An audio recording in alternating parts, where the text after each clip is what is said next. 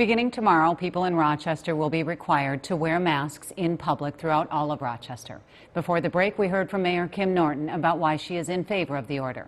Rochester City Council President Randy Staver is not. He was the only one who voted against it.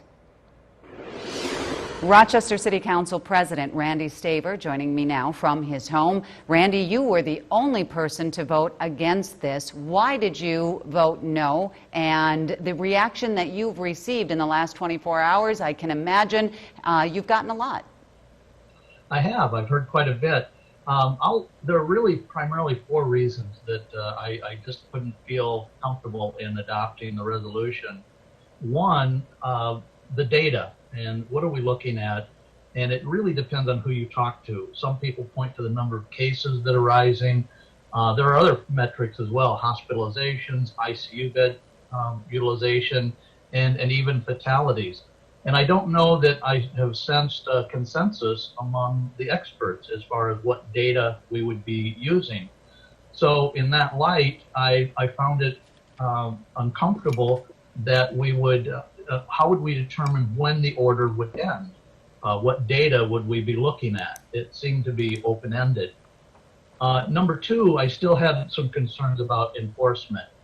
The enforcement really runs the gamut from anywhere from someone who would trespass, they could potentially be cited or even arrested, to the other end of the spectrum where businesses and customers just choose to ignore the mandate altogether.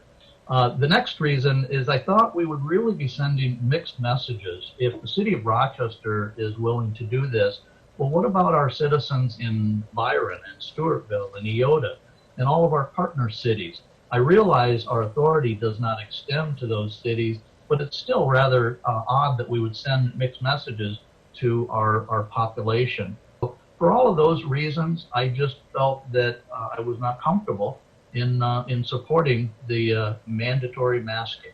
And being the only one to vote against it, you expected to get a lot of negative feedback. That, though, you say has not been the case today. That's been rather interesting to me. I've received numerous, well over 15 emails this morning, and I'm still sifting through phone messages, and virtually every one of them have been complimentary that for standing up and the government overreach and just a number of comments and the desire to let businesses set their own policy and how they interact with their customers. So that's been rather surprising to me, and that many people would come back in support. We're hearing plenty of criticism. We're hearing some who are praising the decision, but I will tell you that here in the newsroom we are hearing a lot more people criticizing the decision than supporting it. Do you think that that could get anybody to change their mind? Will this be retracted at all? Well, that's an interesting question, and of course the council can always reconsider. Part of the idea of an executive order like this, the council can choose to rescind it at any time. In fact, that's one of the criteria spelled out. It would take somebody on the winning side of the argument to bring that forward, so I can't. Would another council member do that? I really don't know. I think, quite frankly, what will happen is we will continue to watch the cases and some of the other metrics and see what happens as we get 5 days or so away from the July 4th holiday, and see what happens then. And if the cases continue to trend down or hospitalizations trend down as they have been, I could see some of the council members perhaps wanting to revisit that question. Okay, Randy, if you don't mind, I'm going to keep you for one more segment. I have a lot more questions because it's really hard to get anybody to go on camera with me who is against this mandate. Plenty of people are vocal about it on social media, but they don't want to speak publicly about being against requirement to have face masks. So stick with me for 2 minutes. We're going to come back, and I've got a couple more questions for you, okay? All right, thank you. speaking with Randy Staver, who is the president of the Rochester City Council. He is the only person to have voted no on the mandate for a citywide face mask requirement here in the city of Rochester. Randy, were you surprised that you were the only one to vote no? Because I know plenty of people who have said, I can't believe more council members, at least 2 more names were brought up that voted for it that they thought would vote against it.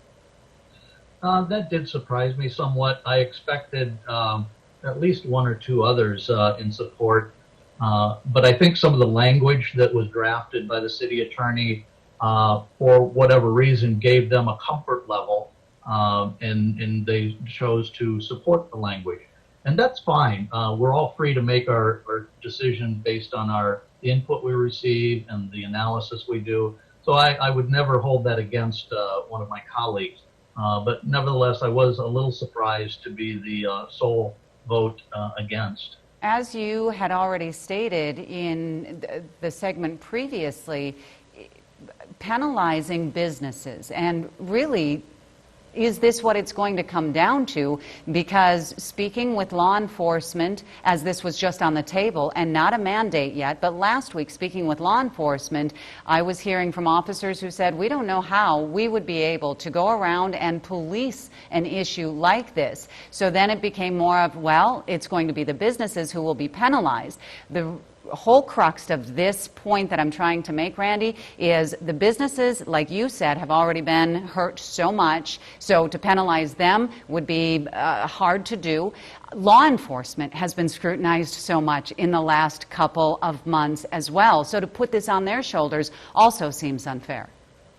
Well, I absolutely believe that. The last thing we really want to do we really want to make the police the tip of the spear on this?